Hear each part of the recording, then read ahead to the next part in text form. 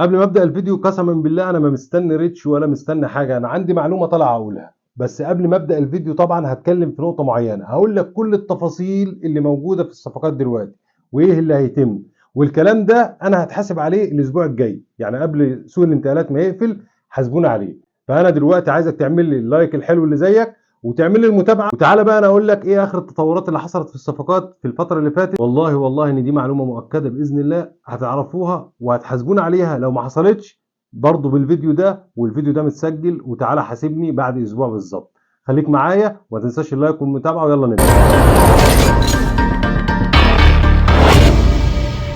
عشان ندخل في الموضوع على طول لازم تصلي على النبي الاول، وتعالى اقول لك لان انت في اتنين عاملين خرم في دماغك في النادي الاهلي اللي هو القندوسي وتاو. طبعا انت عشان تجيب صفقات من الاخر كده اجانب لازم تطلع القندوسي وتاو، الاتنين يطلعوا.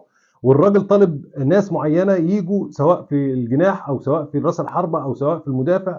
طبعا انا هقول لك ده كله، بس انا عايز اقول لك ان القندوسي وتاو هم عاملين خرم في دماغك في النادي الاهلي. هقول لك ان القندوسي عقده مستمر مع النادي الاهلي لسنه 26 27، يعني كده مفيش مشاكل فيه. فهو الحل الوحيد ايه؟ لا اما تبيعه لا اما يطلع اعاره. طبعا القندوسي في الفتره الاخيره طلع اشاعات على وكيله والكلام ده كله ان هو رافض اي عروض، بس انا عايز اقول لك الجديد بقى في القندوسي ان القندوسي موافق ان هو يطلع اعاره.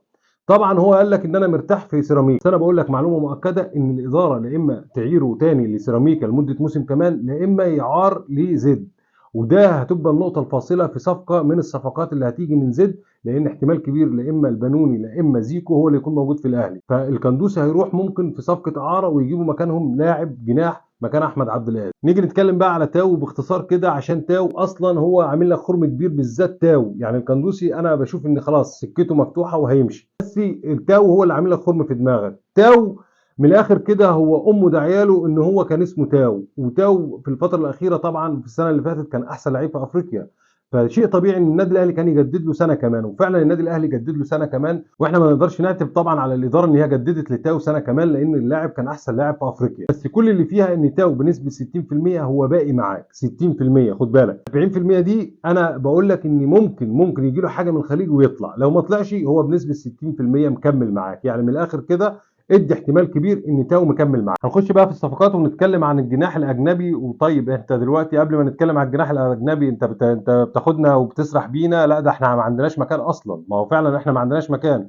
لو جيت تبص لها دلوقتي في الصفقات اللي خلاص باذن الله، افتكر الكلمه دي كويس، هتلاقي ان انت عندك مدافع اجنبي، هتلاقي ان انت عندك خط وسط اجنبي، هتلاقي ان انت عندك رضا سليم، هتلاقي ان انت عندك تاو، هتلاقي ان انت عندك يحيى عطيه الله. كده 5 اجانب موجودين في النادي الاهلي. فشيء طبيعي ان انت مش هتقدر تتعاقد مع الجناح، يبقى الجناح هيتاجل لشهر يناير باذن الله، وهتكتفي بالناس اللي موجوده وتاو مكمل معاك. ركز في الكلام اللي انا هقوله لك بقى كويس جدا. انت دلوقتي عندك المحترفين في النادي الاهلي في الموسم الجديد هيكون مين؟ هيكون الجناح اللي هو رضا سليم، وطبعا ده موجود. هيكون يحيى عطيه الله وهو الباك الشمال، وطبعا ده خلاص تم الاعلان عنه. هيكون خط الوسط اللي هو جاري الاعلان عنه، افتكر الكلام ده كويس، جاري الاعلان عنه اللي هو باذن الله محمد بن رمضان. هيكون تاو وهو موجود فعلا في النادي الاهلي. الخامس وهو رضا سليم طبعا اللي هو الجناح برضه، وخلاص هو موجود في النادي الاهلي. انت هتقول لي طيب كولر طلب خط وسط وطلب جناح وطلب راس حربه، انا هقول لك برضه هو جه الخط الوسط خلاص ده تمام كده. الجناح طبعا احنا مش هنقدر نسيب تاو.